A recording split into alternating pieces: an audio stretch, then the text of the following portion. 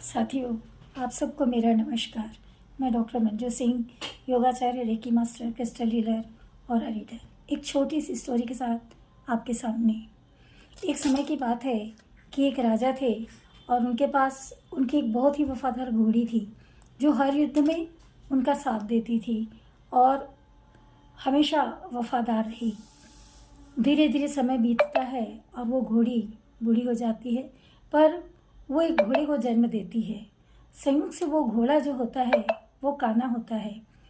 तो धीरे धीरे घोड़ा भी बड़ा होता है और एक दिन अपनी माँ से पूछता है कि माँ, मैं हूँ तो इतना चुस्त दुरुस्त हष्ट पुष्ट हूँ, पर मेरी एक आँख को ऐसा क्यों हो गया। तब उसकी माँ कहती है कि एक बार युद्ध में जब हम राजा साहब युद्ध लड़ रहे थे तो उन्होंने मुझे एक कोड़ा मारा था जिसकी वजह से तुम्हारी आंखें ऐसी हो गई। अब बच्चे को बड़ा क्रोध आता है। वो बोलता है कि माँ, मैं तो इसका बदला लेके रहूँगा। तब माँ उसको कहती है कि नहीं, ऐसी सोच मत रखना।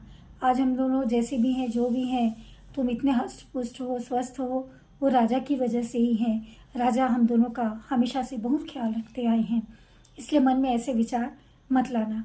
पर उस बच्चे के मन में अंतःक्रोध भरा रहता है और वो गुस्से में हमेशा रहता है।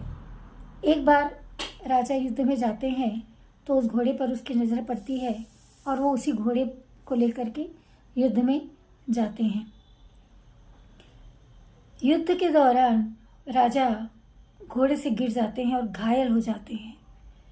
तो घोड़ा जो है उन्हें किसी तरह से उठा करके वापस महल में ले आता है और वापस अपनी माँ के पास आता है और माँ से बोलता है कि माँ, आज मेरे पास बहुत अच्छा मौका था बदला लेने का, पर पता नहीं ऐसा क्या हुआ कि मैं ऐसा कुछ नहीं कर पाया और राजा को सुरक्षित महल में ले आया। तब उसकी माँ हंसकर कहती है कि बेटे, तेरे अंदर संस्कारों में ही वफादारी है। तेरे संस्कार मैंने ऐसे दिए हैं कि तू गलत सोच तो सकता है पर गलत कभी कर नहीं सकता। साथियों, हमारे दिए हुए संस्कार ही ऐसे होते हैं जो कई बार हमें गलत काम करने से रोक लेते हैं और उन्हीं संस्कारों के नतीजों से हमारा अंतर्मन जो होता है वो अच्छे कार्य करने को हमको प्रेरित करता है। इसलिए संस्कारों का जीवन में बहुत प्रभाव पड़ता है।